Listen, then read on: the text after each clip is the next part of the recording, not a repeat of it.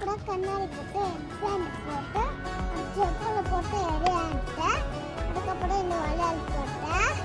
அப்புறம் சோட்டி வேலையில் போட்டா செப்பல் போட்டு எரியாகட்டேன்.